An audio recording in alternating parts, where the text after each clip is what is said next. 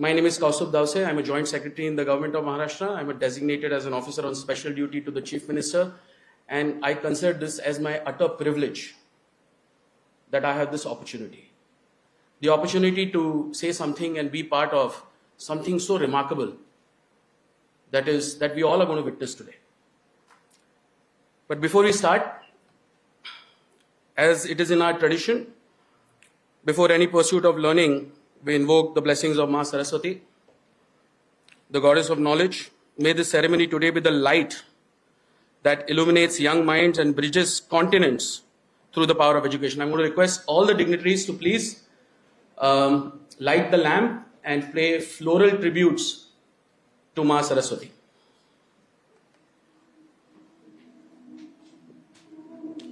I would request Mr. Singhal to join the stage, and also Mr. Jagdish Kumar, please sir, you have a very important role that you have played.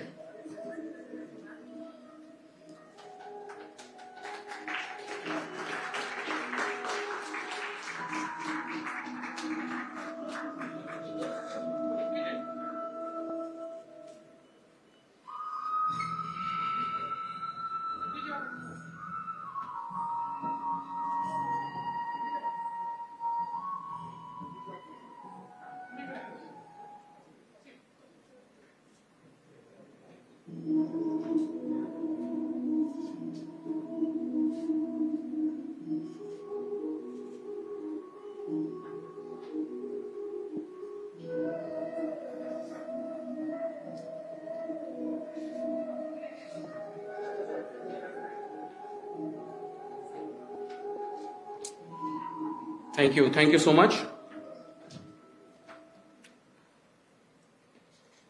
Ladies and gentlemen, we are fortunate to have the Minister for Education, Government of India, Shri Devendra Fadnavis, who is spearheading the remarkable national education policy and bringing this historic event to success. I am going to request the Honorable Chief Minister, Shri Devendra Fadnavis, to welcome our chief guest, Shri Devendra Fadnavis.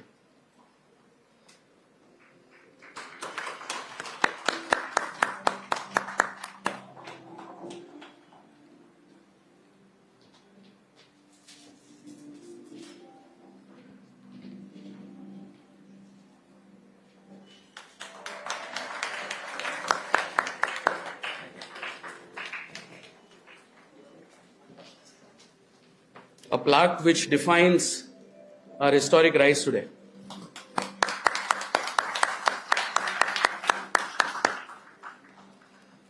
I'm going to also request Mr. Vijay Singhal, the VC and MD of CIDCO, to very quickly welcome the Honorable Chief Minister and Honorable Minister for taking time and encouraging us with their presence today.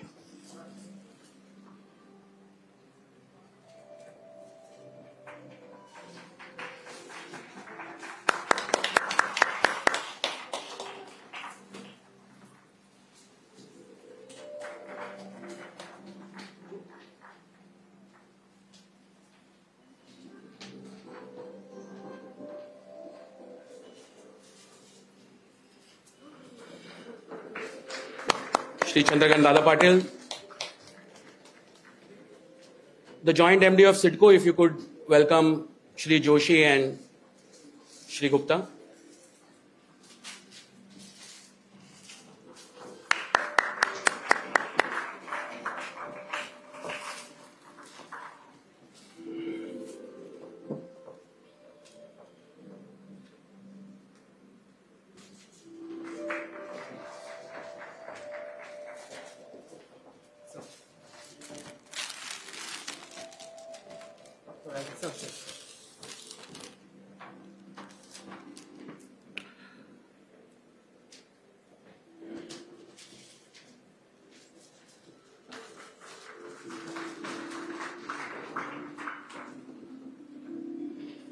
Shri Asim Gupta is the Additional Chief Secretary for Urban Development, the area that CIDCO reports into, and has an important role to play in the formulation for strategy and policy for the education city.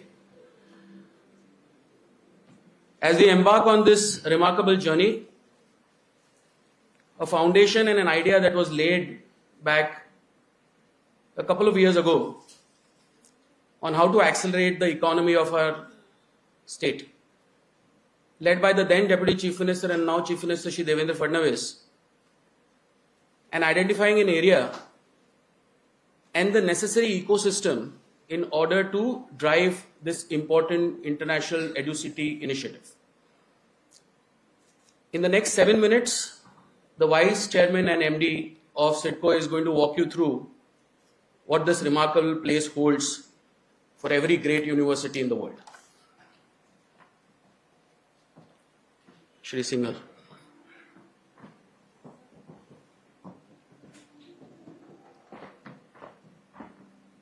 Very good afternoon to all of you. Honorable Union Education Minister Shri Dharmendra Pradhan ji, Honorable Chief Minister of Maharashtra Shri Devendra Fadnavis sir, Honorable Higher and Technical Education Minister Shri Chandrakant Dada Patil, Honorable Secretary Government of India Shri Vineet Joshi sir, Honorable ACS Shri Sim Gupta sir, all respected High Commissioners, Council General, Deputy High Commissioners, Chancellors, Vice Chancellors of the University, my senior colleagues and esteemed friends. I have a small presentation about the Maharashtra, CIDCO and the Education City. As we all know, India is having 36 union territories and the states, but Maharashtra has an added advantage and it has been chosen as the preferred destination for the international education. Maharashtra alone contributes 13% of the country's GDP. Industrial output of the Maharashtra state is 14% of the country's output. Foreign direct investment in the Maharashtra state alone is almost 1/3 of the country's FDI. And exports from the Maharashtra state is 14% of the total output of the country. Even Maharashtra is the global leader amongst the data center and carries the 65% of the data center capacity of the entire Maharashtra. And the startup registered is a 16%. Now we are moving towards 1 trillion economy by year 2028 and to fulfill the target of the government of India for that 5 trillion economy by 2028. Within Maharashtra, then why Mumbai metropolitan region? Mumbai metropolitan region consists of the 5 districts and 9 municipal corporations. It is just having a 2.8% area of the Maharashtra, having a 20% population of the state, but contributing 31.2% of the GDP. And that per capita income of the, per capita GDP of the MMR region is 1.55 times of the Maharashtra states. What is CIDCO? CIDCO is City and Industrial Development Corporation, which was established in year 1971 as a new town development authority to create environment-friendly and sustainable cities in order to meet the future needs of the growing population. That is the mandate given to the CIDCO, and it is spread over an area of 344 square kilometers. While developing the city, CIDCO has taken a holistic development approach, having a good public infrastructure, robust public transport network, mass housing or housing for all, urban services, and open spaces. In the last 50 years, we have developed the various towns and cities, including Vashi, Nerul, Belapur, Kharghar, and have these, after development, these have been handed over to the Navi Mumbai Municipal Corporation and the Panvel Municipal Corporation since in 1994 and 2016. Now, CIDCO is developing a new city, that is a NENA. NENA is Navi Mumbai Airport Influence Notified Area, which will have the world-class infrastructure, have a city center with the iconic structure, with the wide roads, having an underground utility, with the plug-and-play system, having a riverfront development. CIDCO is also coming up with the International Corporate Park in the Navi Mumbai area, which is spreading over 380 acres. That will be the world-class business hub. It will be the new BKC, but better BKC and a more planned BKC. We now coming up with creating a milestone by developing a EduCity. This is a global education hub spread over the 250 acres of the area. Will be having a top 10 world-class universities. Not only EduCity, we are also developing a MediCity. MediCity will be the center of excellence in the healthcare. Will have all the medical facility, world-class medical facility under one umbrella, and in the planning for the advanced research, treatment, and the diagnostic facility. Along with that, we are also developing the AeroCity spread over the 650 acres to cater to the aviation needs, which will have the world-class business facility, hospitality, recreation, and the vibrant environment. Along with that, we not only developing just cities, we are developing a world-class infrastructure also. Dear friends, respected sir, I can say this Navi Mumbai International Airport which is almost ready, likely to start very soon. It is a airport having double the capacity of the existing Chhatrapati Shivaji International Airport, having a 2 runway and the 4 terminals, and having a capacity of the 90 million passenger per annum. The size and the area and the capacity is as good as the London's Heathrow Airport, and it has a multimodal connectivity, and it will be the first airport in the country to have a water taxi from the airport to the gateway of India. So this is what almost in the next two months it is likely to start the commercial operation. While developing infrastructure, we are developing a major roads that is connecting the Thane and the part of the MMR region. This is an elevated road of the 25 kilometers built at a cost of the 6,200 crores of the Indian rupees. Metro. So while this metro from the existing airport to the new airport, that will be the 32 kilometers of the metro. This is what you call a line 8, golden line. This line will be connected to all the existing metro line, that includes the line 3, line 4, line 7A, line 2, so that people from the one place of the MMR region can reach to this airport just by changing the just one train. So this is being built at a cost of 22,000 crores rupees. And we also have other metros in the Navi Mumbai area, metro line 1 and the line 2 is getting ready. We also, this place has a good suburban railway connectivity and is well connected with the 24 suburban railway stations. We also have the passenger water transport terminal. We have a jetty from where with the passenger water, this boat goes to that Mandwa as well as Airoli, and we are trying to start to the gateway of India also. CIDCO is also given a mandate of the affordable housing, so the mass housing, and we have already completed 1,50,000 houses and handover, and we are right now constructing the 67,000 more houses. And in order to achieve this, the facility for the recreation, sports and amusement, we have one of the best golf courses in the country, that is the Khargar Valley Golf Course. This is a 18-hole international standard golf course spread over an area of 160 acres. So that is fully ready and operational. So we have a center of excellence having the 4 world-class football pitches. That kind of facility we have it as of now. Now we're coming up with the EduCity. The EduCity will have a dedicated zones for the global educational institution. This is well connected with the railroad and air, equipped with the world-class academic infrastructure. This will encourage innovation and the research, will attract a lot of investment, and will connect with the multinational companies, and this will foster collaboration between the academic research and the industries. See, location of the EduCity is a very strategic location. I have given you a diagram here. If you look at the EduCity, which is shown in the red color, from here to the Navi Mumbai International Airport is just 15 minutes. From here to the AeroCity is just 5 minutes. From the EduCity to the MediCity, just 10 minutes. Even the Khargar Golf Course will be less than 30 minutes. International Corporate Park will be less than 15 minutes. Even the financial capital of Mumbai, the Gateway of India, the iconic structure is just less than 1 hour, and the international airport existing is almost 1 hour. So can I request to, I have just 2 minutes video. Can I request to play the video, please? Welcome to Navi Mumbai, India's fastest growing city, a planned urban hub designed for the future.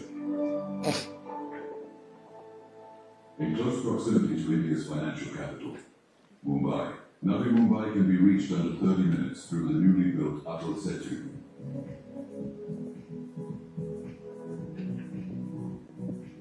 With its own world-class airport almost complete, coming to Navi Mumbai from any part of the world will soon become even quicker. Navi Mumbai is at the forefront of what a modern world city should be.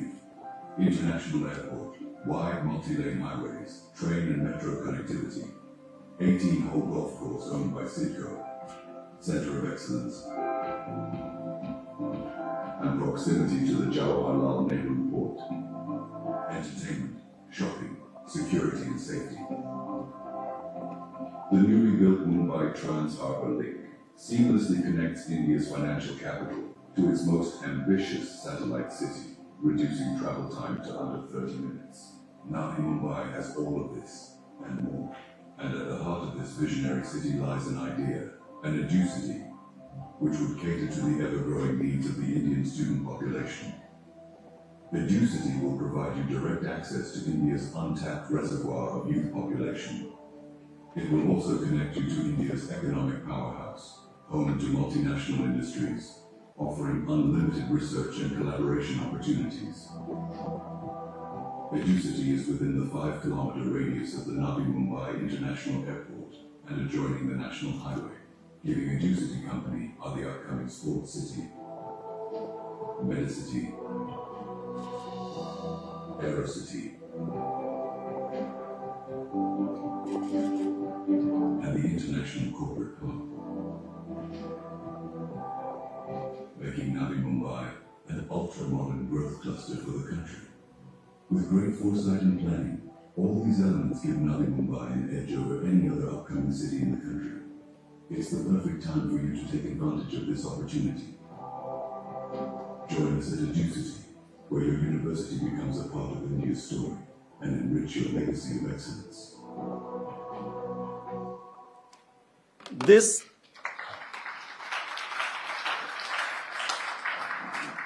This International Education City project is first of its kind in the country, and I must say, this is the vision and the brainchild of our visionary leader, Honorable Chief Minister Shri Devendra Fadnavis Sahib.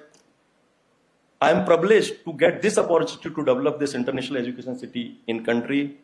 Thank you very much, sir, for this vision and for creating International Education City in the Maharashtra. I must thank my Deputy Chief Ministers also for continuous support and motivation. Last but not the least, this would not have possible without the support and unwavering support and commitment from the Government of India. Respected Honorable Sir Dharmendra Pradhanji, thank you very much for your unwavering support, and Secretary Government of India and UGC and this entire team for building this education city in the Maharashtra. Thank you very much, sir. Thank you.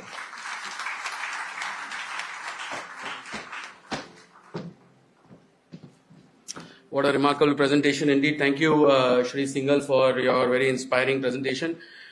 Before I introduce the next speaker, I want to share a very quick anecdote. While we were wanting to set up the whole program and were deciding who all should be seated on the dais, we were constantly pursuing our next speaker to be on the dais because not only he is a very senior person in bureaucracy, but he drives the strategy for the national education program as far as administration is concerned.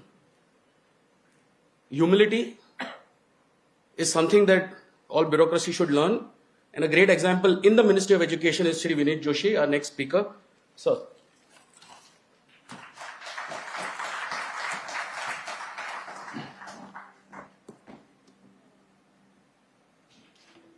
Honorable Education Minister Shri Dharmendra Pradhanji, Honorable Chief Minister of Maharashtra Shri Devendra Fadnavis ji, Minister of Higher and Technical Education Shri Chandrakant Dada Patil ji, Asim Gupta ji, Additional Chief Secretary, Chahal sir, Additional Chief Secretary, Home Department,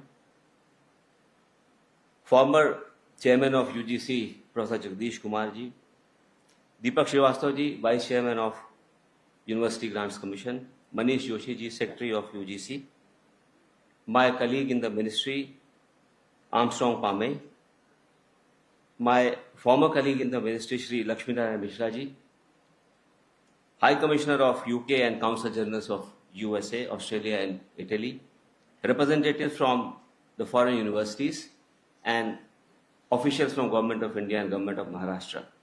A very good afternoon to all of you present here. It's once again an honor to be part of this landmark moment today.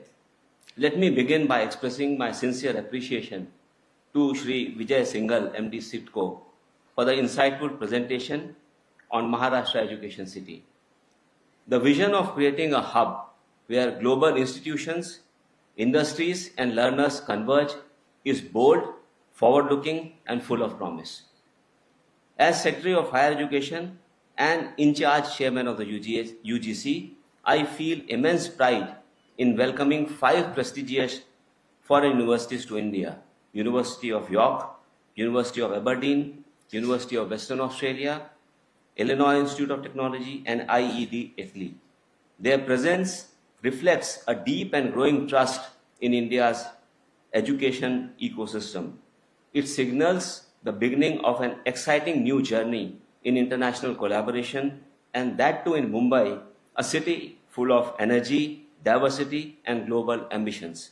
I am pleased to inform you that the upcoming campuses will offer industry-relevant undergraduate and postgraduate programs in fields such as business, economics, computer science, public health, data science, design, and many more.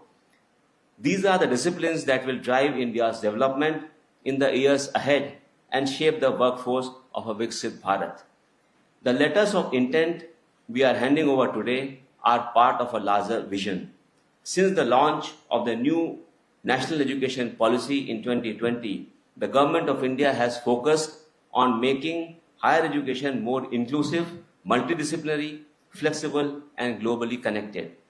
At the heart of this transformation is the internationalization of education.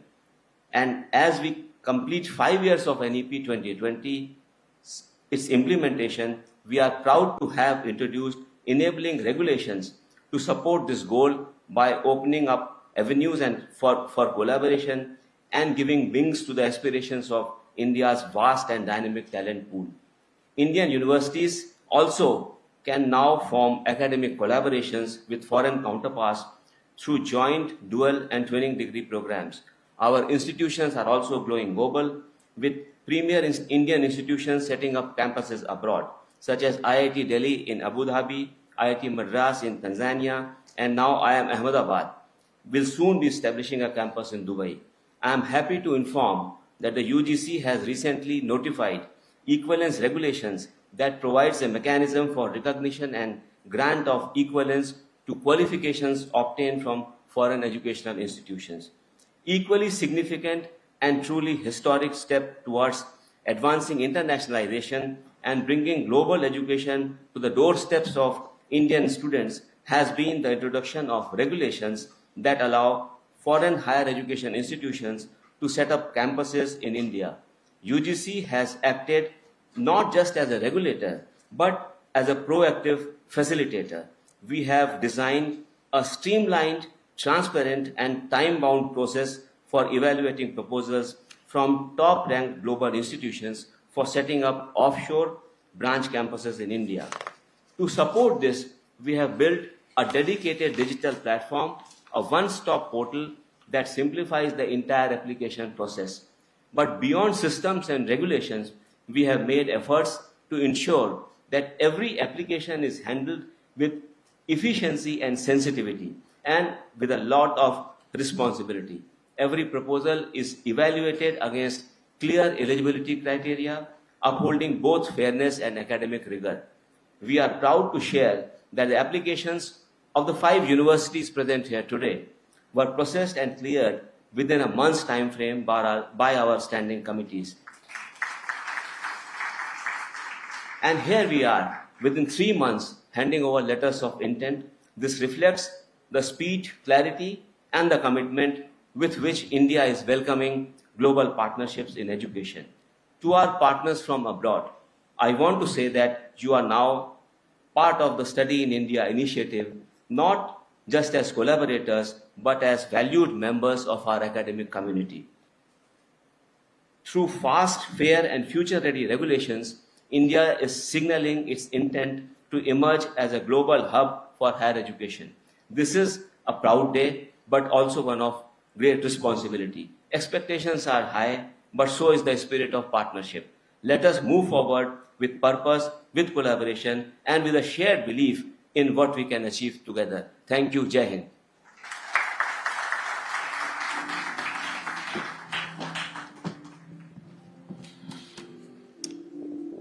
Thank you, Joshi ji, for your apt presentation on what NEP and the policy can do in order to further foreign education in India. Now let's move to the most exciting part of the day, and basically the LOI ceremony begins now. Let us start with Aberdeen University. Can we have the video, please? From the heart of one of the world's most dynamic cities comes a new chapter in our story that began over 5 centuries ago. Founded in 1495, the University of Aberdeen is the first Scottish university to come to India. As one of the ancient universities, we bring over 525 years of academic excellence and innovation to India. Aberdeen's global reputation is built on breaking boundaries and solving the world's most pressing challenges. We will connect the University of Aberdeen's research strengths with India's national priorities in healthcare, climate resilience, and technology. Our vision is to support a new generation of students in one of India's most vibrant cities, to join a global community of over 100,000 graduates. Join us on this journey. Aberdeen and Mumbai Rising.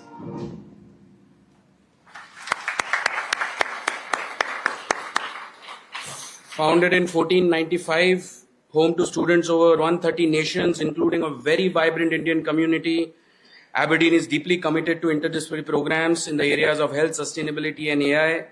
It is an absolute honor that Aberdeen has chosen Maharashtra and Navi Mumbai for their first international campus. I'm going to just invite on stage Professor Shiladatta Bhattacharya, the Vice Principal for Global Engagement. And I'm also going to request the Honorable British High Commissioner, Her Excellency Ms. Lindy Cameron, to join him on stage as we witness this historic occasion. Please, can we have the LOI on stage?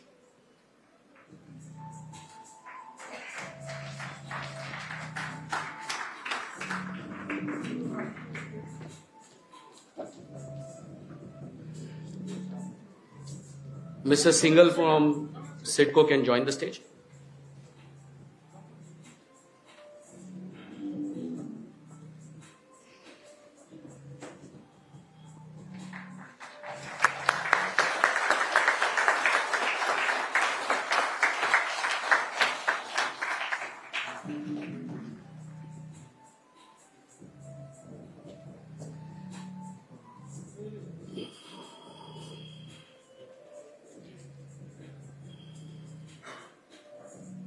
I'm going to ask Professor Bhattacharya to say a few words on this milestone.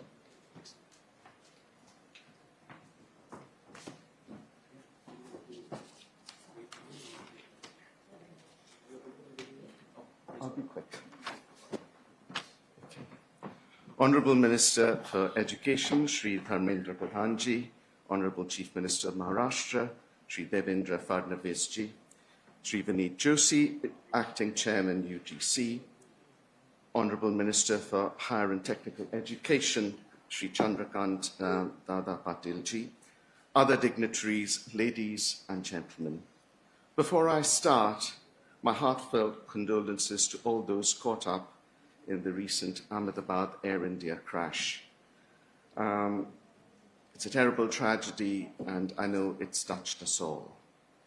But today, on behalf of the Principal and Vice-Chancellor, Professor George Boyne, and our entire community of staff and students at the University of Aberdeen, and you've had a little glimpse of what our university looks like a minute ago, namaste, and thank you for sharing this moment with us. It's a huge honour for me to be here today to receive this letter of intent from the University Grants Commission in support of our proposal for a campus in Mumbai. It's a significant milestone for Aberdeen and the beginning of a potentially long and exciting collaboration. For over 530 years, the University of Aberdeen has remained true to its foundational purpose, which is to be open to all and dedicated to the pursuit of truth in the service of others. We've always sought to be a global university with a strong emphasis on interdisciplinarity. This is something we have in common with the vision set out in the Indian National Education Policy 2020, and actually, if you think about it, the holistic approach to knowledge and indeed wisdom practiced in the ancient Indian universities.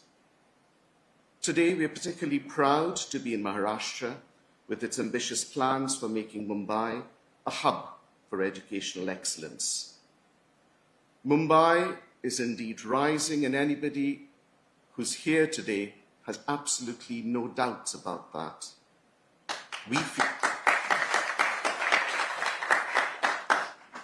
We feel privileged to be part of its journey.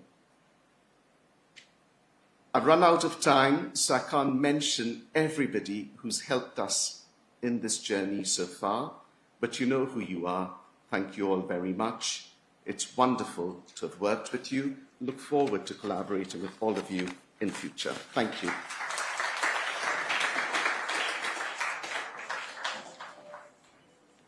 Thank you so much, and thank you in particular to you for all of the work you've done. I know Aberdeen have done such fantastic work, so thank you, Shaladitya. I really appreciate it. Honourable Education Minister, Honourable Chief Minister, Honourable Higher Education, Honourable Minister of Higher Education and Technical Education, other dignitaries, and in particular Shrivani Joshi for the amazing work.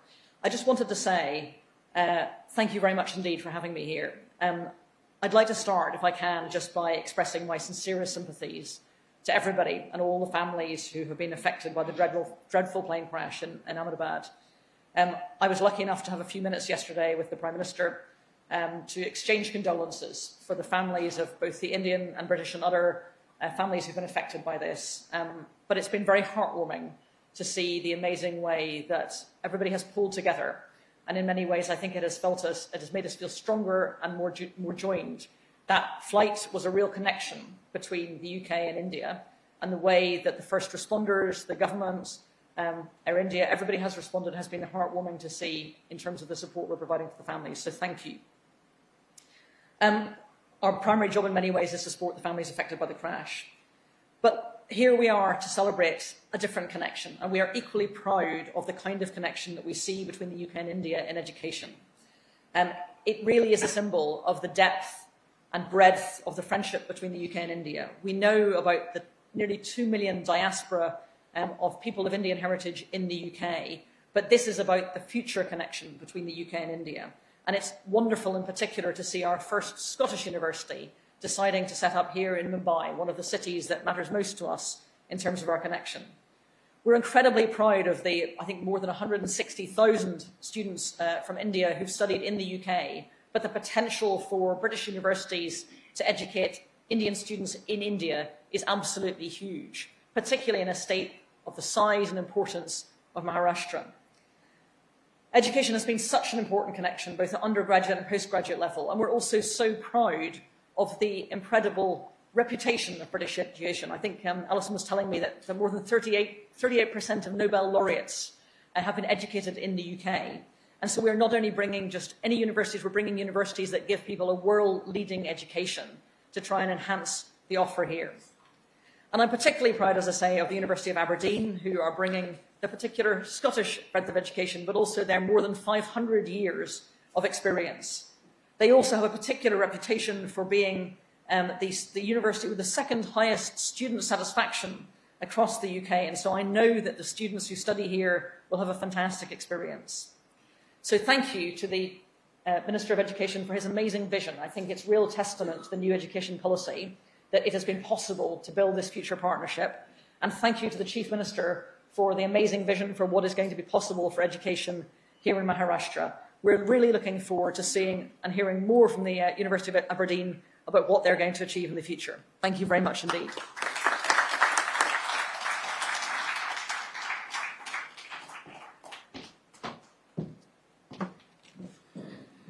Thank you so much, the Honourable High Commissioner, for your inspiring words. I would like to welcome the University of York now, a Russell Group member which comprised of elite research-oriented universities in UK, founded in 1963, has more than 20,000 students from 150 countries. Can we have the short video, please?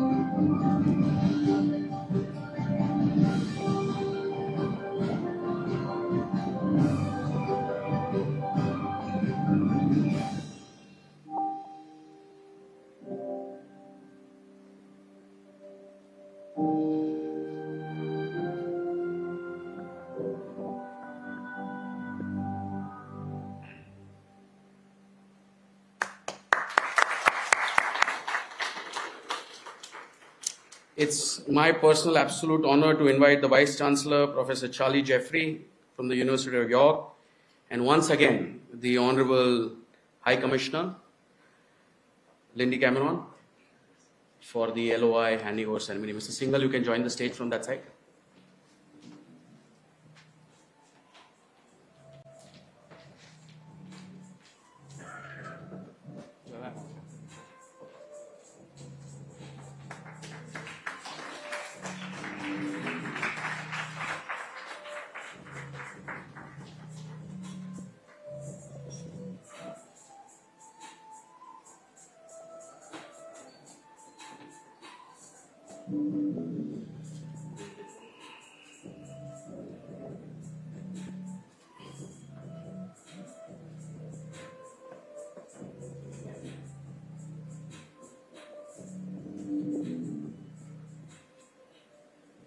Professor Jeffrey, we won't let you go before you say a few words.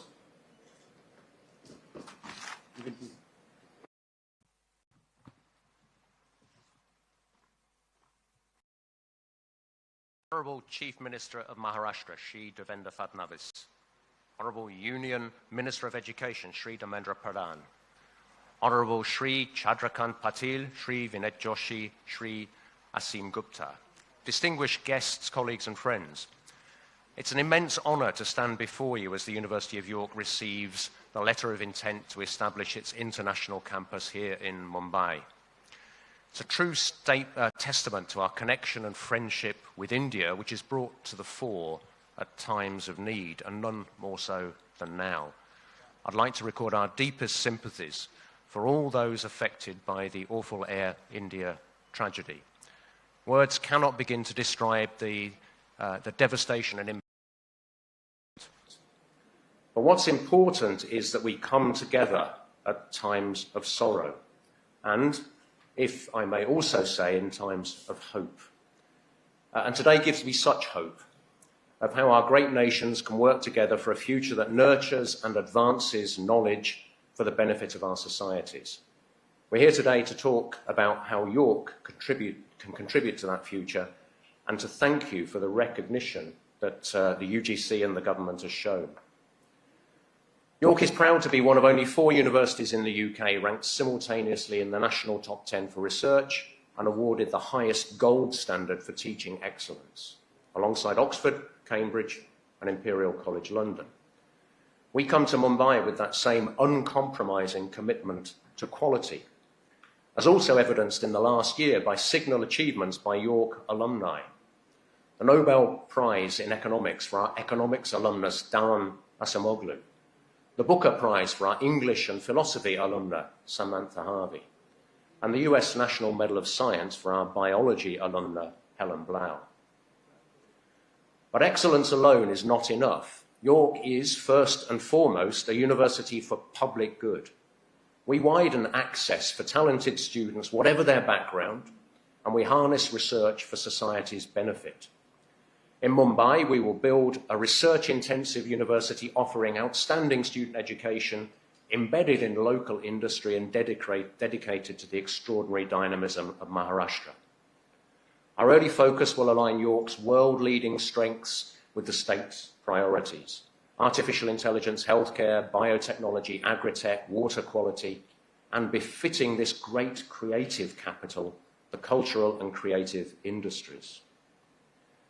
We don't take this journey alone. We've been ably supported by our industry partners, from the brilliant tech startups in the Tech Entrepreneurs Association of Mumbai to global corporations headquartered in Mumbai like Sun Pharma. Since 2015, Sun Pharma has had what it calls a valued research relationship with the University of York, and that has led over the last decade to groundbreaking collaboration in technologies like gene sequencing and life-changing medical advances.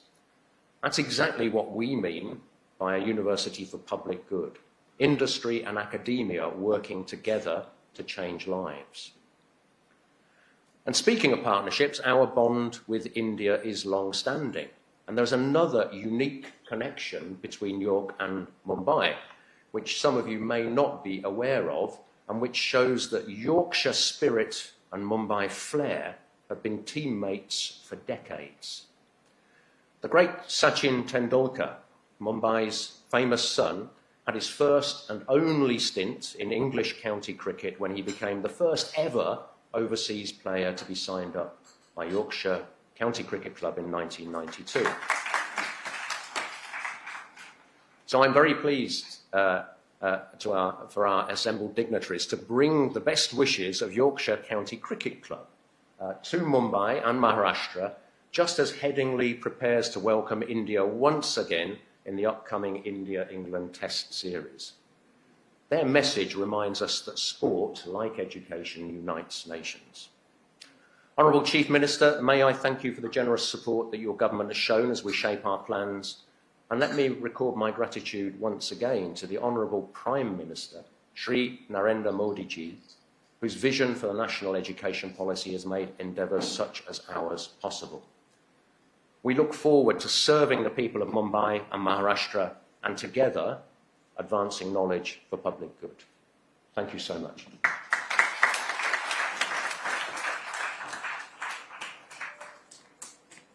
Excellencies, I promise to be brief because one of the things that makes us very lucky is that we have a large and increasing number of British universities who want to come and settle here in India. And indeed, as the Vice-Chancellor has recognised, this is now the 4th university setting up in India from the UK. So my thanks again to the Honourable Minister with his inspirational vision for education, my thanks to the University Grants Commission, and my thanks to the Chief Minister for making Maharashtra such a fantastic venue. But my thanks also to the University of York, who, as the Vice-Chancellor said, have a particular reputation for research. And one of the reasons that this partnership in education is so important to the UK is this is not just about the number of students that we educate either in the UK or in India. It's also about the vision of the future partnership between the UK and India that has at its heart technology, science, innovation, and a vision of two economies which can do better together, working in partnership to create that innovative, cutting-edge ideas. And some of the deep research that universities like York push forward will help us with that. So we're incredibly grateful. I'm also particularly inspired as somebody who is a former CEO of the UK's National Cybersecurity Centre to see that the courses that they will be running will include computer science with AI and cybersecurity. Some of those really important courses that will be critical to the future security as well as the future prosperity of both of our nations. So very briefly, I just wanted to say a huge thank you both to the University of York for its vision and to the government for its fantastic hosting and for the opportunity this provides. Thank you very much indeed for helping to lay the legacy of the future partnership. Thank you.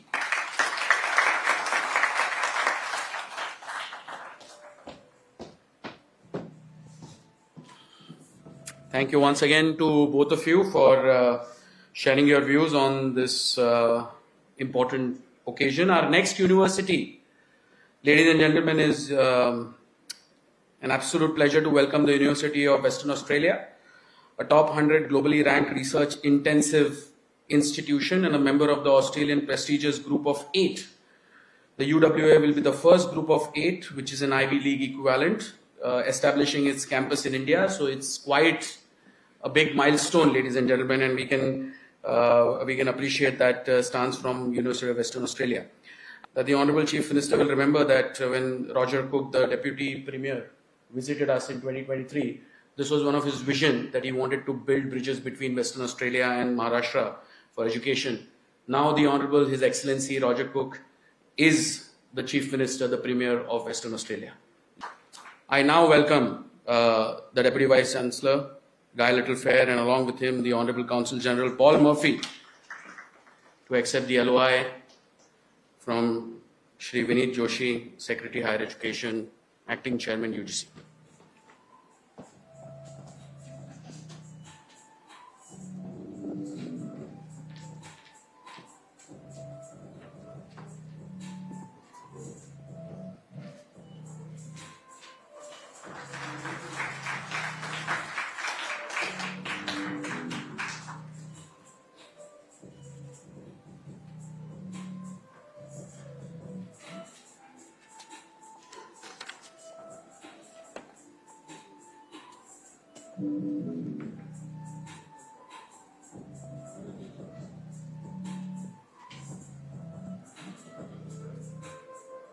Deputy Vice Chancellor.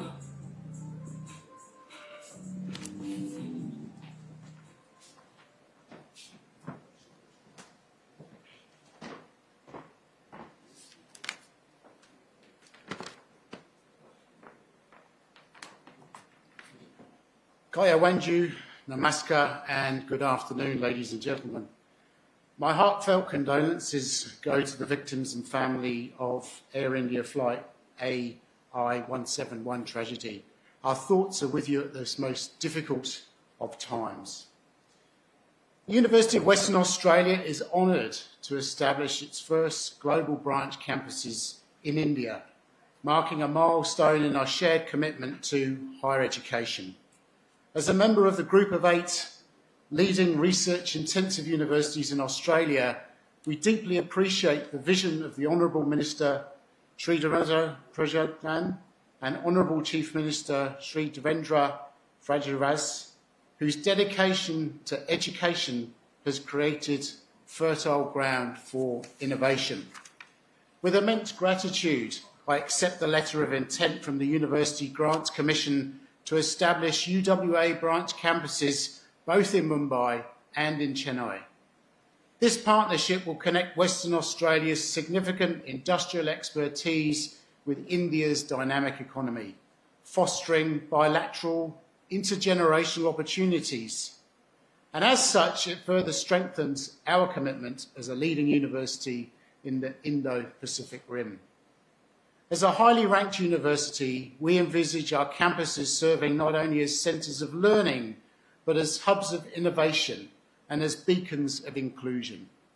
Our diverse students will thrive, our faculty will push knowledge boundaries, and our communities will build lasting partnerships, fostering a better world. I sincerely thank the Ministry of Education, Maharashtra government, and the tremendous support from Sri Vineet Joshi and the UGC. We are also deeply grateful to UWA Senate, whose leadership, vision and unwavering commitment have paved the way for this historic step.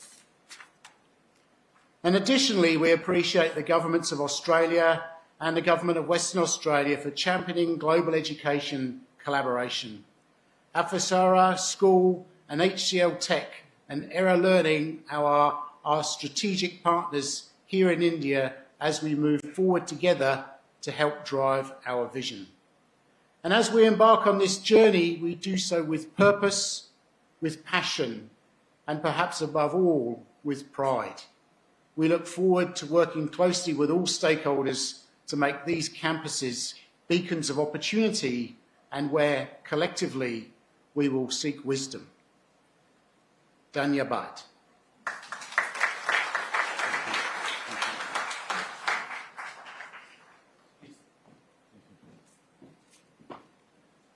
Thank you very much, Honourable Cabinet Minister of Education, Sri Devendra Fadnavis, Honourable Chief Minister, Devendra Fadnavis, Sri Devendra Fadnavis, Honourable State Education Minister, Sri Chandrakant Patil, Sri Vineet Joshi, thank you very much for having us here today. I'd like to add my condolences to those already expressed for the victims of the Air India plane crash in Ahmedabad. Our thoughts are with everyone who've been affected and are now working through the response. Strong and quality education unlocks endless possibilities, and a good education system can change nations. And that is what India's national education policy is all about. I'd like to congratulate the Union Cabinet Minister of Education and the UGC for ushering in these transformative policies. Minister Pradhan has worked with Australia on education, and we value his collaborative efforts, building on the bridges that connect our countries in this area. It gives me immense pride to announce that Australia and India have completed now 5 years of comprehensive strategic partnership this June, and we just had the Australian Deputy Prime Minister Richard Marles in New Delhi celebrating that advent. But of course, education is one of the key pillars of our bilateral relationship. We now have 1 million people of Indian descent calling Australia home, and many of them made that journey to Australia through the educational bridge, the human bridge that now connects our two people.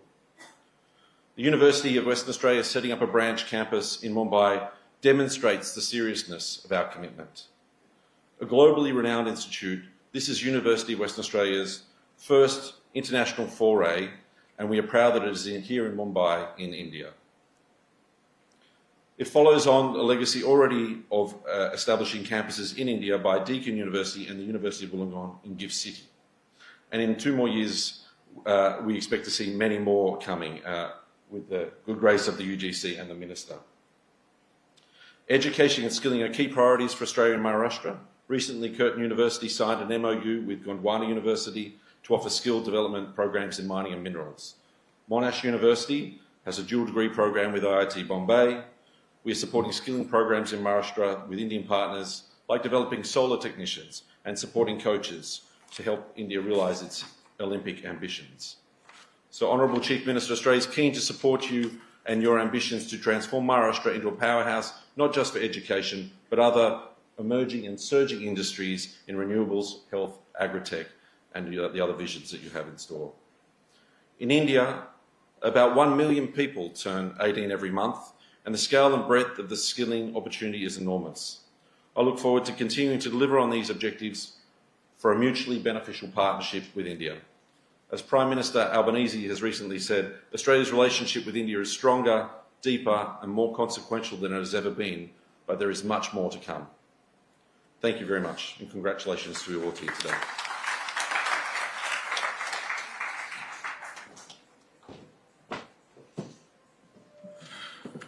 Thank you so much, Deputy VC and the Honorable Consul General. I would now like to welcome the Illinois Institute of Technology, the first US university to set up a campus in India. Ladies and gentlemen, what a remarkable occasion. I am so glad that they have chosen Mumbai, they have chosen Maharashtra. Can we please play the AV?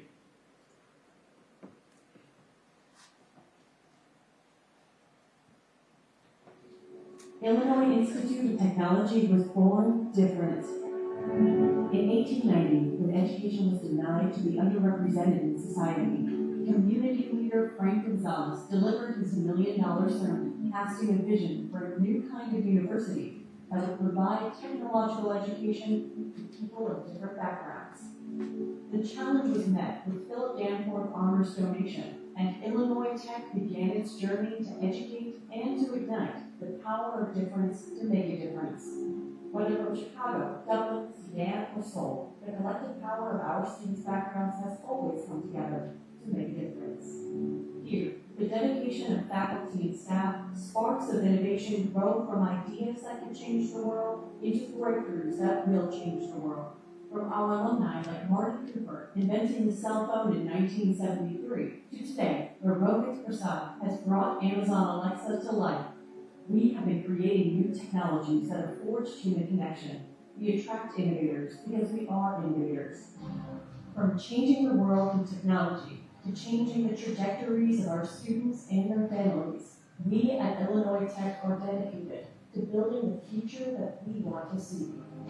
We see a future with more possibilities, more opportunities, and more differences being brought together than ever before, where education is reimagined to break down the barriers of industry and institution, and classroom and practical experience. Our future is calling us, just as it did over 130 years ago with the $1 million sermon. And now is our time to respond to that calling. This is our time to power the difference.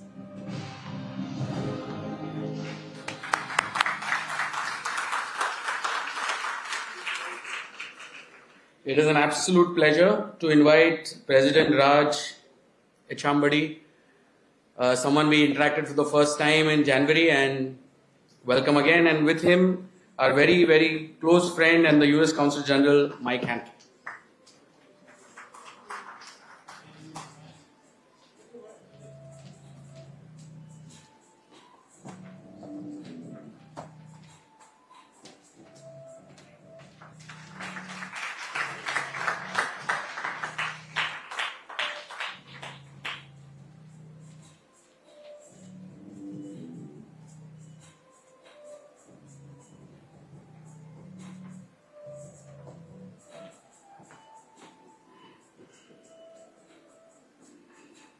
President Chambadi and then the Honorable Consul General, please.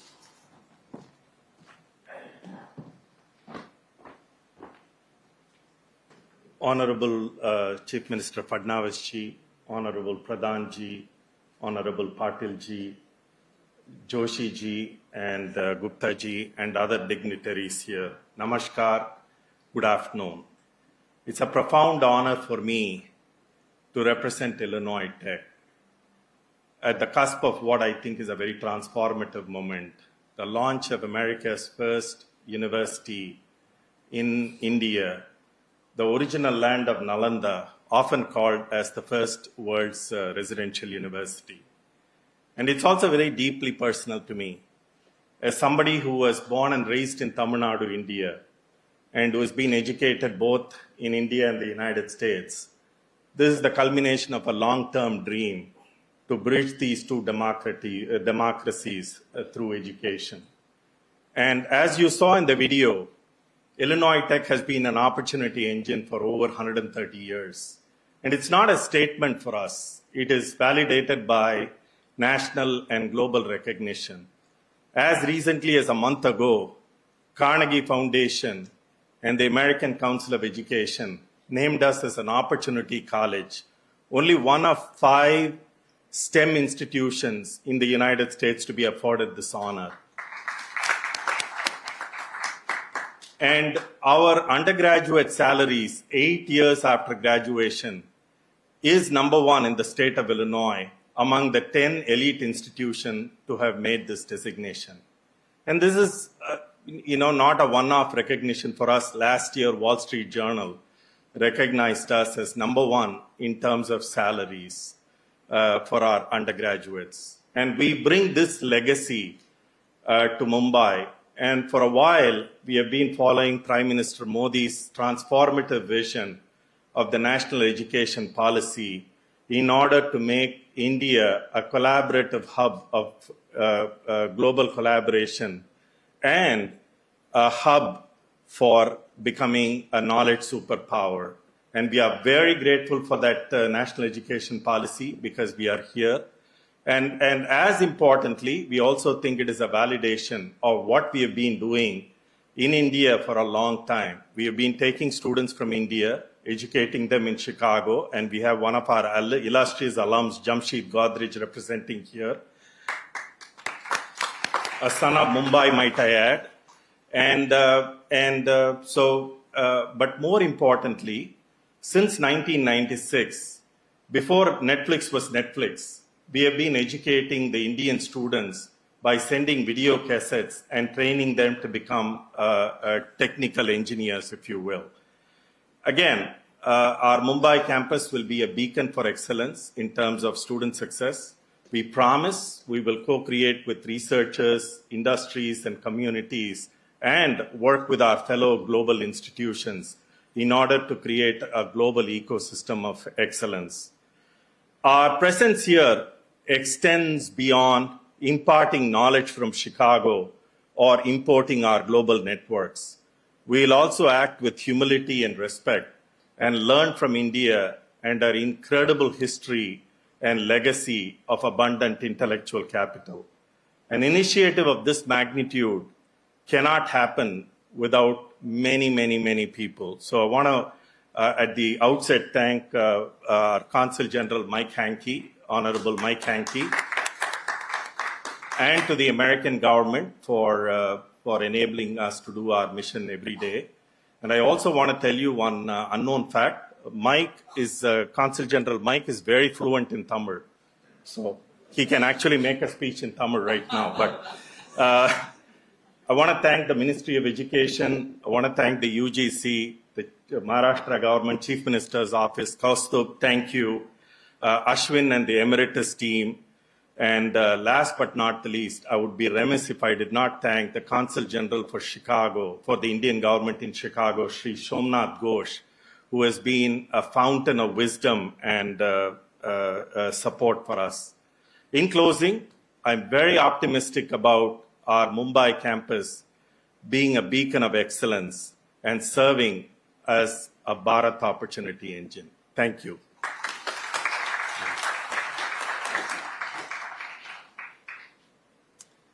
Namaste, Raj, Vanakkam. It's such a pleasure to be here with all of you, Honorable Minister Pradhan, Chief Minister, my good friend Fadnavis, Shri Joshi ji, Minister Patel ji, all of my many friends from across Western India and Maharashtra, thank you for this honor to be here today. With our friends from India, the UK, Canada, and Portugal, we too grieve the loss of so many in the AI 171 events this week, both in the air and on the ground. And we mark that among those who we lost, it's particularly poignant, there were students in the air and on the ground, students pursuing that dream of education. That dream of education is one that unites people across the world. It's one, as Raj mentioned, my knowledge of Tamil that brought me to India more than 30 years ago to study and do my 12th standard at Bharatiya Vidya Bhavan in Coimbatore. And it's been a dream of mine to see what we could do to make that connection between our two countries even stronger through education. This connection through education is only natural. It reinforces a relationship that's built on furthering research, innovation, people-to-people connections, and it reflects shared interests in that future that we all seek, a future that's open and prosperous and rules-bound, that delivers future-ready jobs for all of our people. That goal is one that Prime Minister Modi, President Trump reaffirmed in February this year at the White House when they signed up to a strategic compact for 21st century collaboration in technology, in education, and crucially, in people-to-people connections. They made a commitment to pursue higher education connections between our two countries and to see offshore campuses of leading U.S. universities set up in India. I'm proud that today we have the first one of those happening. We're celebrating it here with the Illinois Institute of Technology. This is particularly appropriate. Illinois Tech's long connections to India are only now becoming only stronger today. The connections that will deepen research. And it makes sense that they're coming to Mumbai and to Maharashtra. We've seen a wave in the past few years of deepening connections in this triangle of government, research, and commercialization on 21st century technologies. So when Illinois Tech works on AI, when it works on computer science and data science, it's getting commercializable, profit-making research ready for those students who are entering the Indian workforce every day, and for those joint collaborations between our two countries to achieve that world that we all seek. So with great hope for the next generation and great thanks to everyone who's made this possible, we look forward to everything that will come from this Illinois Tech collaboration with the state of Maharashtra, with local business partners, and most of all, thank you to the University Grants Commission and the Minister and the national government. Thank you.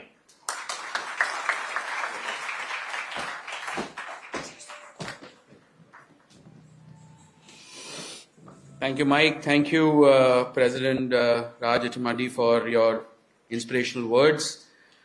I would now like to welcome the Instituto Europeo di Design, or IED, founded in 1966, a renowned design school with campuses in multiple cities globally. Can we have the video, please?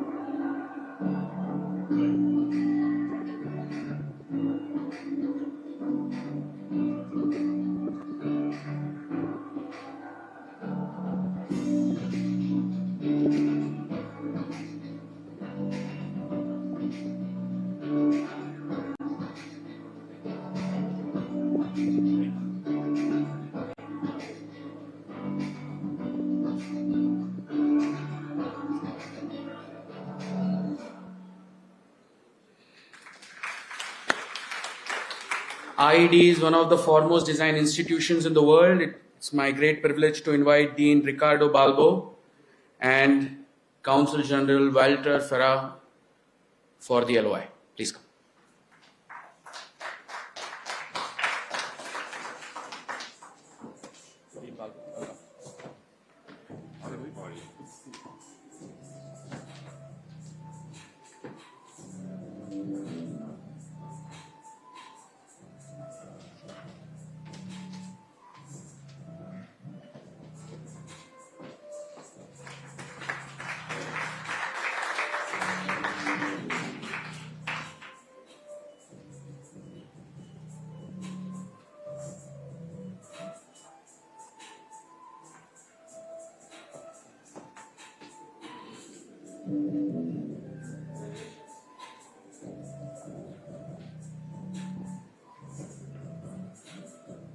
Dean Balbo, if you could say a few words on this important occasion.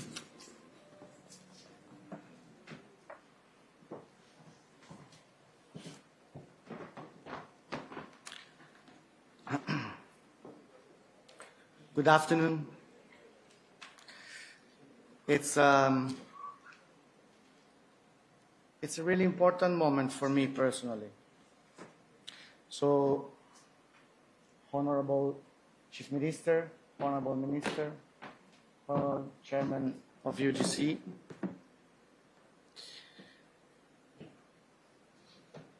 I'm privileged to be here. I'm here with my government, representation of my alumni.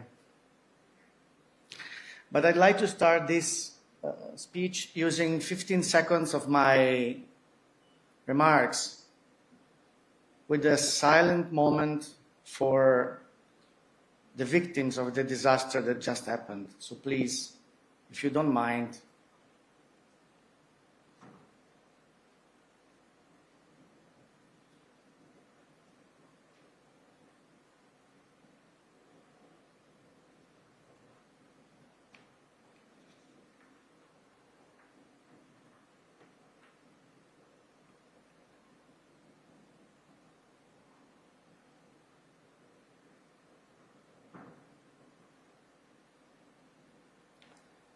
thank you.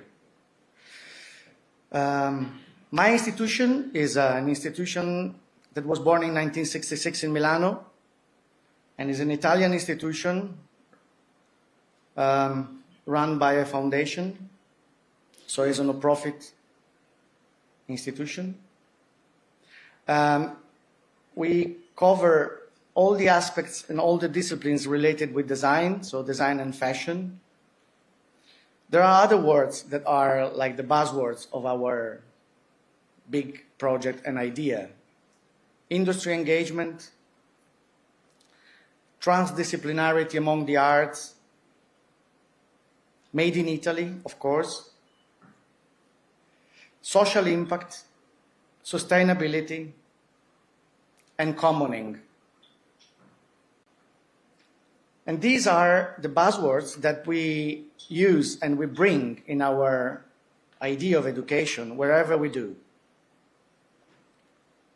In the video that you saw and we showed to you, there is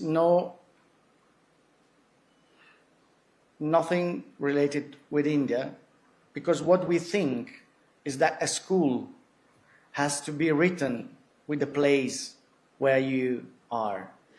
So we are not having any school if we are not having any strong relation with the territory, the industries, the professionals, and the young people that are making the school living.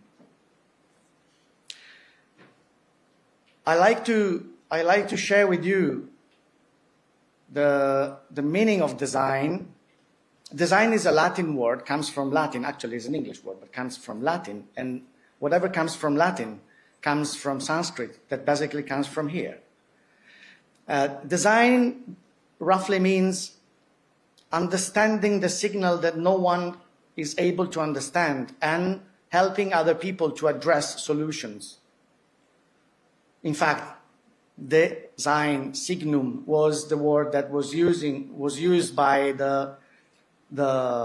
the ceremony in the pagan religion in Rome. They were actually deciding whether to put a city in or not in which place, according to the signal from the nature, from gods. So what is happening today here is a key moment, and this key moment is the effect of investments, decisions, and of many other acts that were possible, made possible, because there was a vision behind it. The vision that this government had. And this vision has been shown with the evolution that is now a reality or is becoming a reality. So actually, there is a strong feeling of design behind what's happening here this afternoon. And of course, with design, we have to always keep in mind responsibility.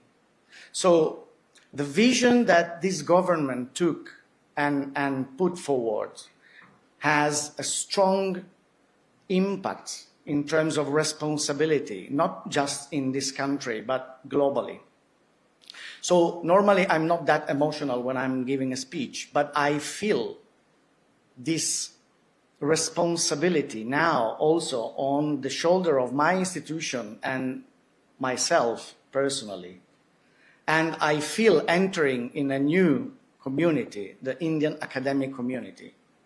I promise I will do my best to honor this responsibility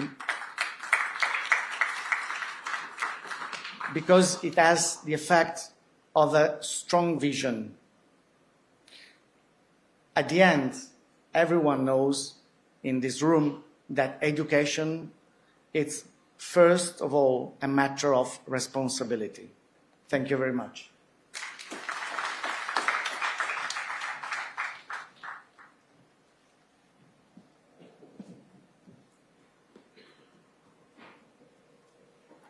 Good afternoon. Honorable Cabinet Minister, Honorable Chief Minister, Honorable State Minister, distinguished authorities, ladies and gentlemen, dear friends, cari amici.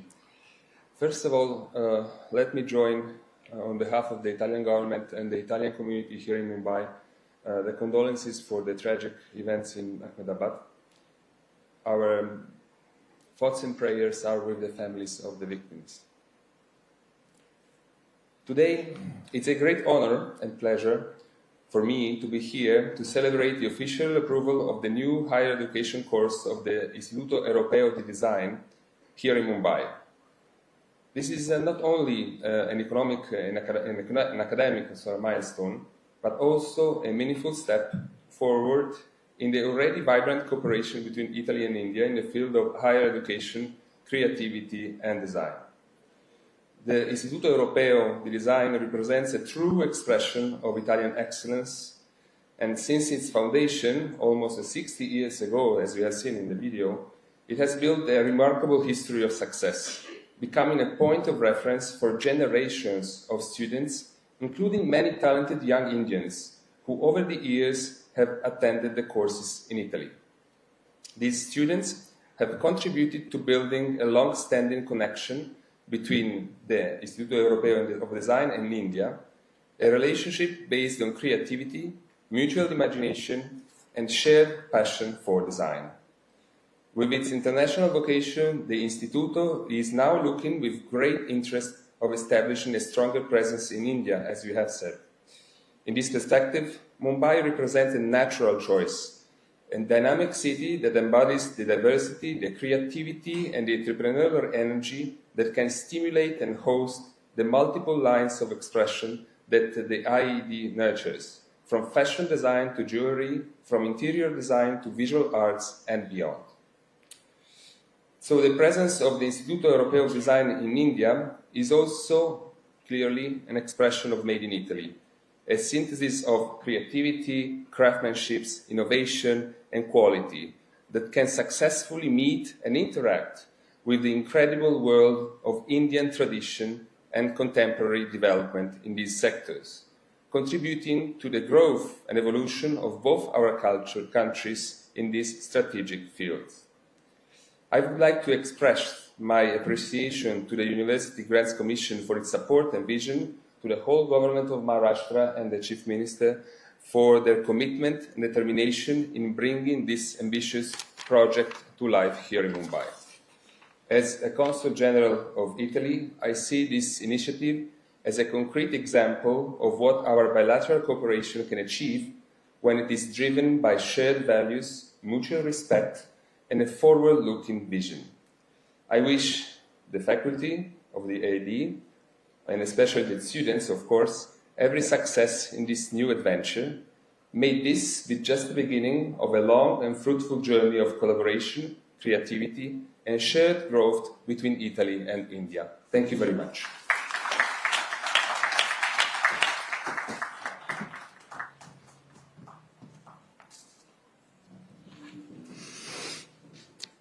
Thank you, Dean. Thank you, Consul General, for your refreshing thoughts on IET's entry. We are now moving to the last part of our event, and before I invite the next person to be felicitated, I just want to share a small story. It was the month of December, and at an event, I got terribly dehydrated. And then, while I was struggling to find a vehicle to go to the hospital, this individual suddenly comes out of nowhere, puts me in his car, takes me to the hospital. And for the next 2 hours, we are discussing about what this person does, his company, the role that he plays. And that's how I met Ashwin Damera, whom we are going to felicitate next. Ladies and gentlemen, Ashwin is an absolute madman. He has incredible credibility. He runs a great unicorn called Eruditus, and when he heard about the vision of the Honorable Chief Minister, he quickly jumped on and clinged on and gave us a view of how we can put this plan together. Ashwin, you definitely need recognition for your remarkable efforts. Please come on stage and let us give a great round of applause to Ashwin, and Mr. Khosla can join in.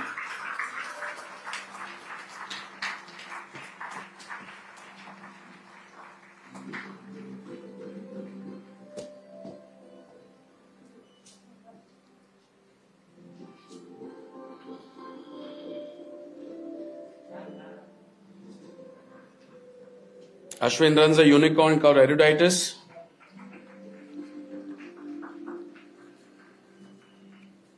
He's an alumni of the Harvard Business School and is a Mumbai-based startup.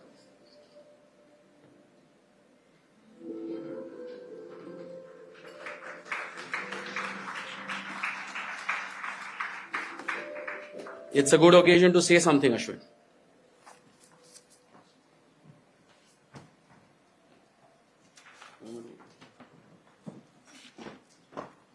The Honorable Chief Minister of Maharashtra, Shri Devendra Fadnavis ji, the Honorable Minister of Education, Government of India, Shri Devendra Fadnavis ji, the Honorable Minister of Higher and Technical Education, Government of Maharashtra, Shri Chandrakant Patil ji, Shri Vineet Joshi ji and Shri Asim Gupta ji, leaders from our 5 universities and everybody else assembled here, welcome. I want to start by thanking the Honorable Education Minister, Shri Dharmendra Pradhan ji, because it is because of him that we are all here today. As many of you know, many governments in the past have talked about bringing foreign universities to India, but it is only his government, the current government, that has acted, and about 18 months back brought in this regulation which has made today possible. Sir, thank you so much. And today is indeed historic. Why? Because today we have the first US university that is going to be set up in India. Today we have the first Italian university that's going to be set up in India. We have the first Scottish university to be set up in India. And we also have the first group of 8 Australian university to be set up in India. So it's truly historic.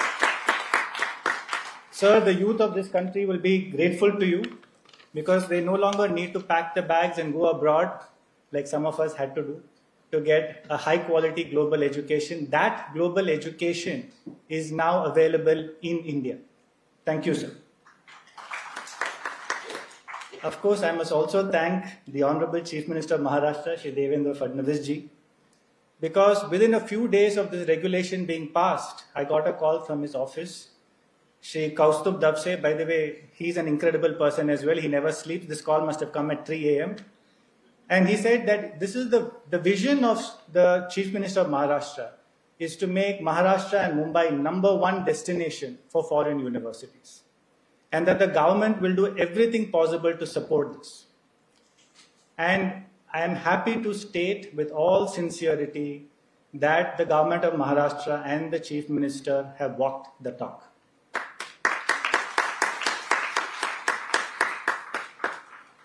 He has personally met with the presidents, provosts, vice chancellors. Some of you are sitting here and you can attest to this, and had conversations about how he can enable their entry into Maharashtra. Of course, you also saw his vision for a 250-acre Edu city so that this project is built as per world-class standards. Sir, I am happy to report to you that your vision to have Maharashtra and Mumbai as #1 destination for foreign universities is today a reality.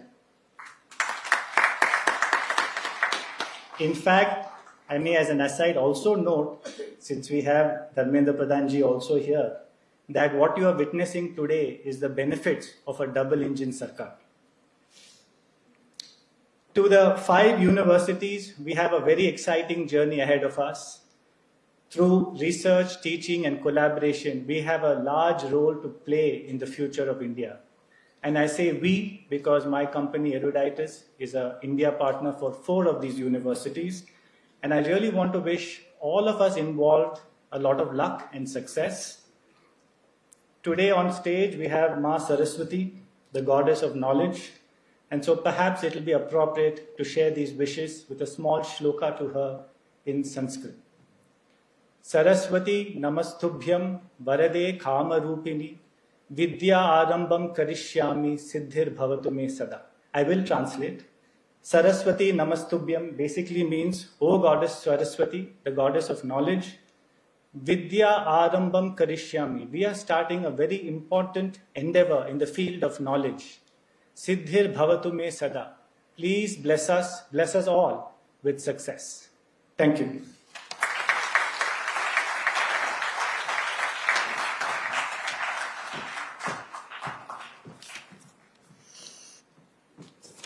Thank you, Ashwin. Thank you for your very generous comments about the government.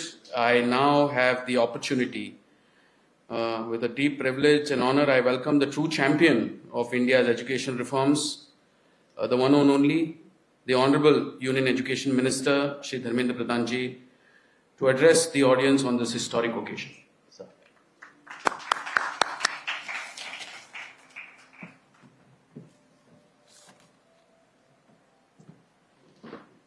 Good afternoon, friends. Honorable Chief Minister of Maharashtra, Shri Devendra Fadnavis ji, Honorable Higher Education and Technical Education Minister of Government of Maharashtra, Shri Chandrakant Dada Patil ji, High Commissioner of UK, Madam Linde Cameron, Consul General of USA, Mr. Mike Hankey, Consul General of Australia, Mr. Paul Murphy, Consul General of Italy, Mr. Walter Ferreira, Sri Professor Jagdish Kumar, who is in a way main pillar of this reform to invite foreign university to our country, Dr. Vinit Joshi, Secretary Higher Education, also in charge of Chairman UGC, Mr. Ashim Gupta, Mr. Chahal, Mr. Vijay Shingla, Mr. Srivastav, Vice Chairman of UGC, Mr. Manish Joshi, Secretary UGC, Mr. Ashwin Damre and Mr. Khosla, representatives from foreign universities, officials from Government of India and Government of Maharashtra, distinguished guests from academia, industry, and civil society, friends from media. Before we begin, I wish to express my heartfelt condolence to the families of Indian and foreign nationals who tragically lost their lives in the unfortunate Air India accident. In this moment of grief, we stand united with prayer, compassion, and resolve to build a safer and more connected world. Friends, in this historic city of Mumbai, a city of resilience and dreams, we have assembled here not just for a ceremony, but to make a bold statement that education will shape our shared future. Today is a landmark moment in our journey towards Vikasit Bharat. The handing over of letter of intent to 5 prestigious global universities, University of York, University of Aberdeen from UK, University of Western Australia, Illinois Institute of Technology, the Institute Europea di Design, IED Italy, marks the continuity of global education in India. With this, Mumbai takes its place among global knowledge capital. Maharashtra has been a leader of enterprise and intellect for long, and it is now ready to lead in education sector. Mumbai Edu City, being envisioned by Shri Fadnavis at Navi Mumbai, is not just a physical campus, it is an idea, a bridge between Indian aspiration and global excellence. This initiative revisits our glorious history and legacy. When most of the world had yet to achieve excellence in education, India had already built Takshashila, Nalanda and Pushpagiri and Vikramshila, global university of that time, attracting scholars from across the globe. Today, we honor that civilizational spirit not by replicating brick and mortar structures, but by reimagining the idea of India as a global set of learning. We are reclaiming our place by leading through innovations, wisdom, and global collaboration rooted in India's timeless values. We are witnessing a global transformation in education. According to 2024 Stanford AI Index, India ranks among the top 3 countries globally in AI skill penetration and AI-related research output.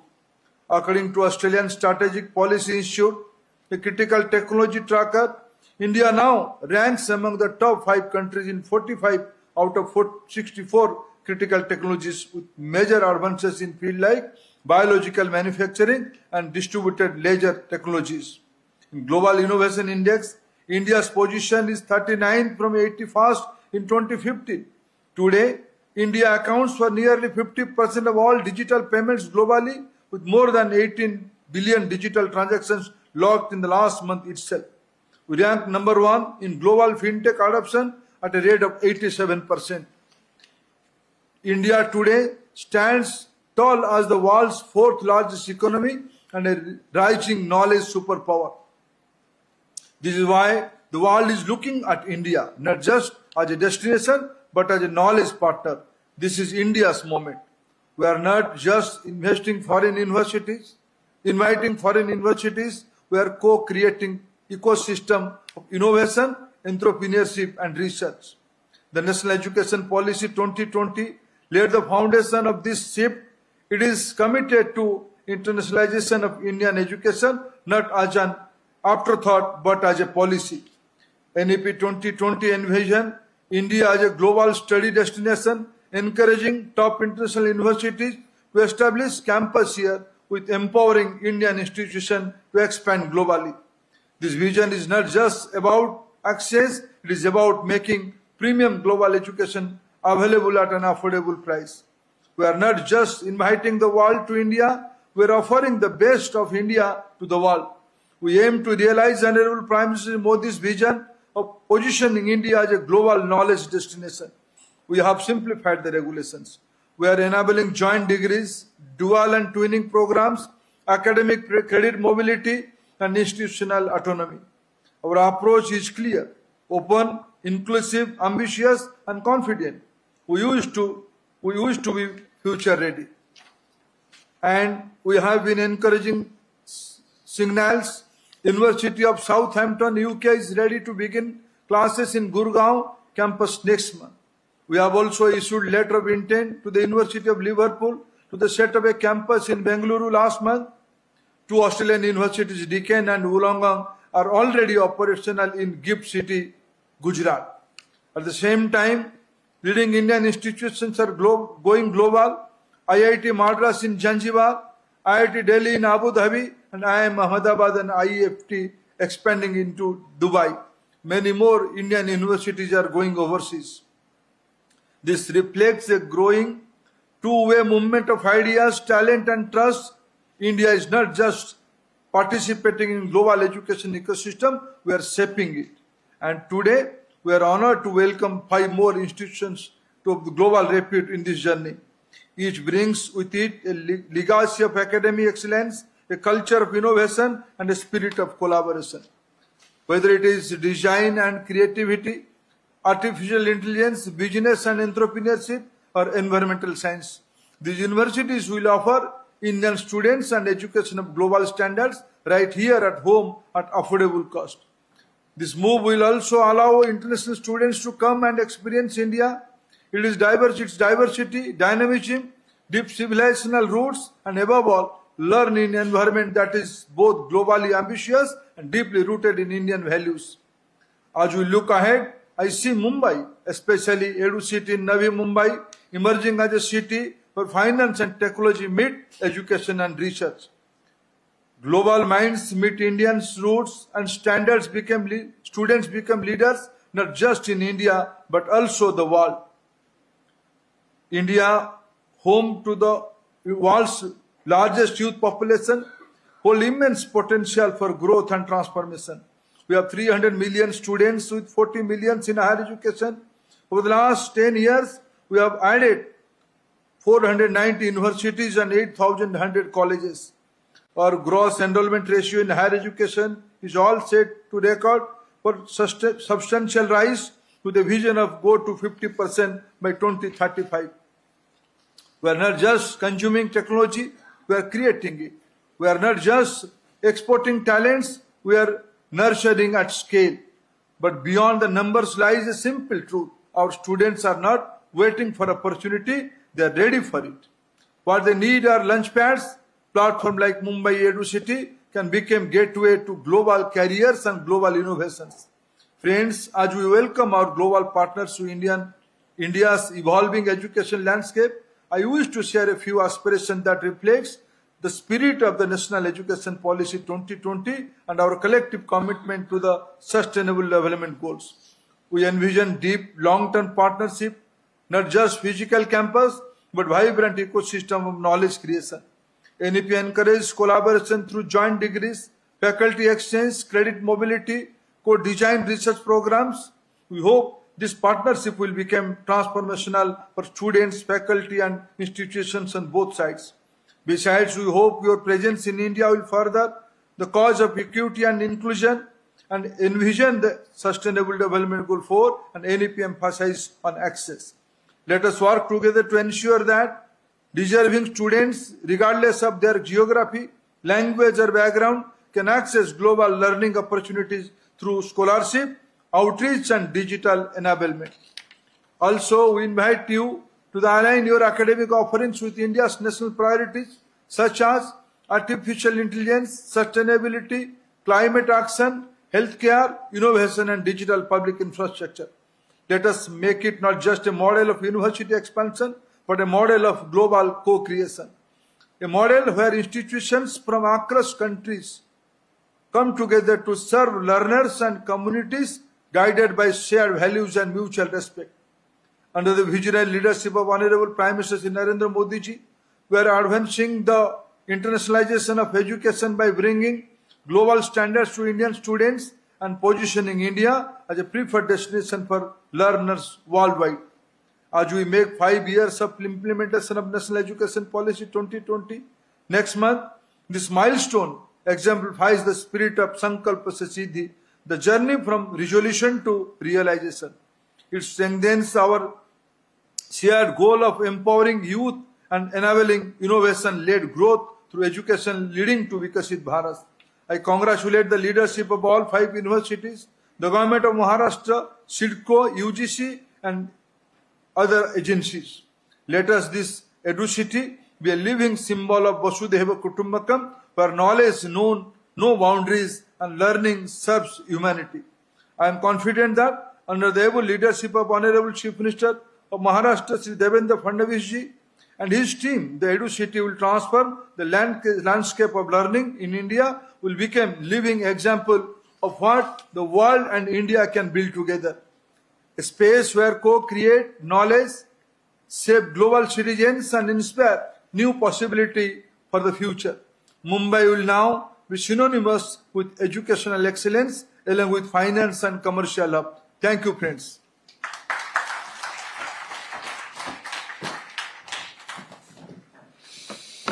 Thank you, Honorable Minister, for your very inspiring words.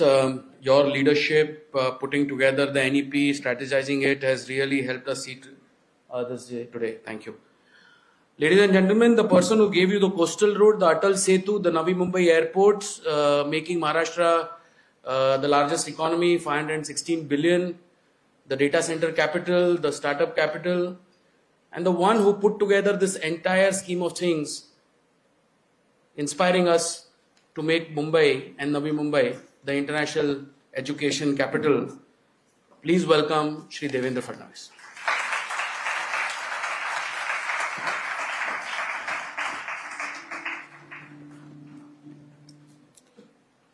Thank you, Kaustubh. Namaskar and a very good afternoon to all of you. Honorable Union Minister for Education,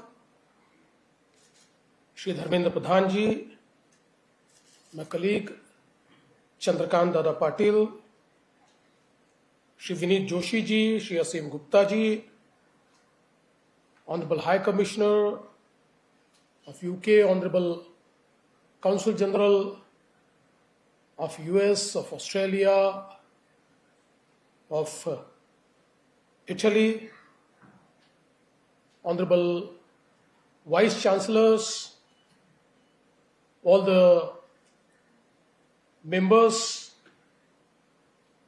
present here from these esteemed universities, all the senior officials from Government of Maharashtra, ladies and gentlemen, at the outset I would like to thank the entire global community and all my global friends who are present here for standing strongly with us and also with the members, family members of those who lost their life in the tragic Air India accident. Your standing with us in the moment of grief means a lot to us. Today, at the very outset, I would like to thank the Honorable Prime Minister of India, Shri Narendra Modi ji, for envisioning the new education policy for India. As rightly told, that we have been hearing for past 20 years that India will witness presence of esteemed foreign universities offering world-class global education to the Indian students and also to the students who will come to India from across the world. But somehow it was just a talk. And today we could really witness it happen. And the credit goes to Honorable Prime Minister and also to the Honorable Minister of Education, my esteemed senior colleague, Shri Dharmendra Pradhan ji, for leading this revolution from the front. And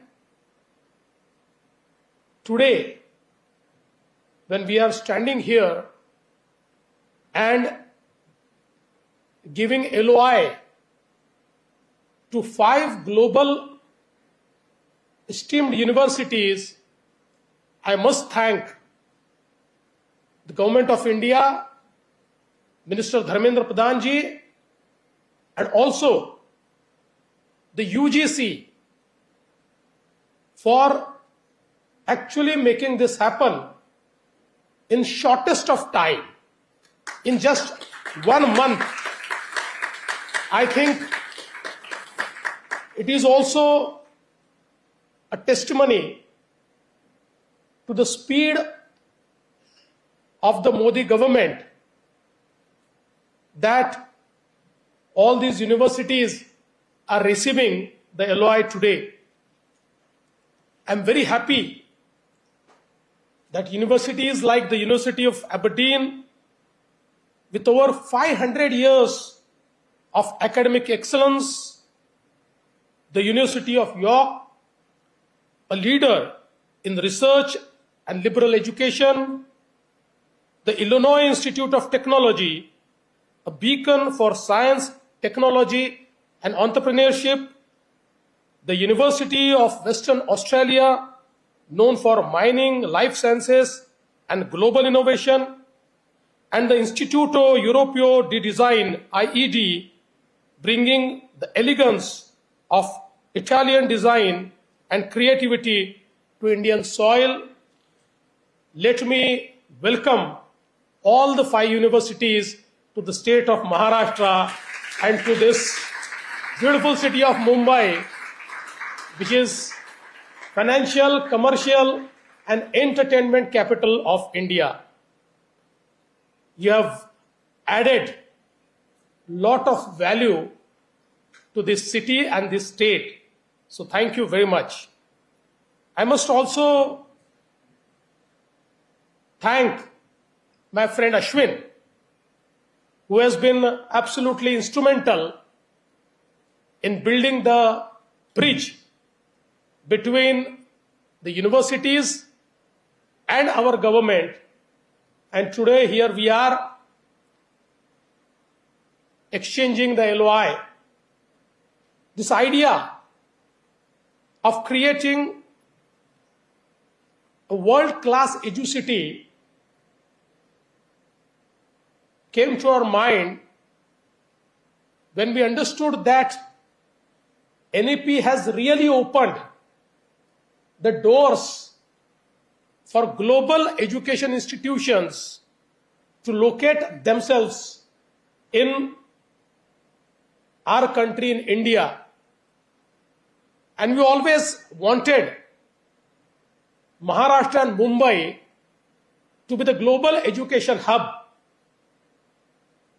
And with this thinking, we floated this idea of EduCity. And I must also thank CIDCO and our Department of Urban Development, my colleague and Deputy Chief Minister Eknath Shinde. CIDCO took this responsibility, and within a very less time, it carved out an area which is one of the most prestigious and accessible area. This EduCity, as we have seen the presentation, is in the vicinity of New Mumbai Airport, and with the connectivity created by the Atal Setu, within no time, within less than half an hour, we can reach this EduCity from this prestigious Taj Hotel where we are sitting. So it's absolute the extension of South Mumbai that we have created in New Mumbai, where this EduCity will be located. And Apart from EduCity, we are creating a Medicity, we are creating a Sports City, and also the one which we are yet to announce formally is our Innovation City. This Innovation City will be one of its kind, which will host all the innovation ecosystem in the arena, and it will be such an ecosystem which will foster all the next generation technologies and innovations. And I'm sure that with the presence of all these universities near this innovation city will create absolutely different kind of ecosystem to thrive on. I'm very happy that today all these 5 universities are coming to Maharashtra. They are opening the doors of world-class education to the Indian students and also to the global students. It makes me more happy because it will give more accessibility and affordability to those Indian students who are deserving, but for lack of resources are not able to go abroad to pursue their dreams. Now to pursue their dreams, the entire ecosystem is created here only so that no one is left out and no dream is killed without the access of an ecosystem to make that dream true or to accomplish that dream. I think today, when I congratulate you all, I would like to tell you that we are not going to stop with 5 universities. With the active help of Honorable Union Minister and UGC, will create one of the biggest ecosystem of foreign universities in India, in New Mumbai.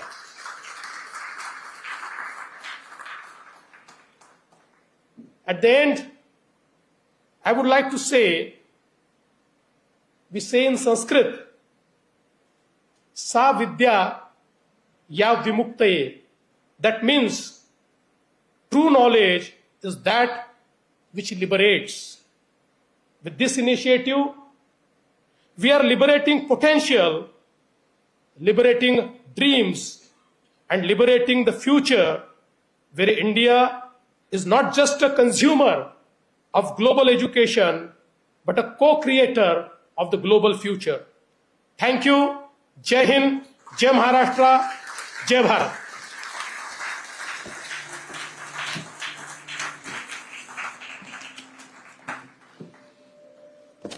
Thank you so much. I'm just going to request the people from media, if you could move to the Jade room for the press briefing, so that we are almost reached the end of the program, so that we can save time. Ladies and gentlemen, what a remarkable day, historic, momentous. We witnessed so many different activities and events. Most importantly, the participation of global universities. The International EduCity is a dream being translated into action. As we close on this landmark ceremony, let us remember, education is not just a sector, it is a superpower. Maharashtra is proud to be associated with this. On behalf of Government of Maharashtra and my office, the Chief Minister's office, thank you so much for your participation. And there is lunch being served in the ballroom. We will see you at lunch. Thank you.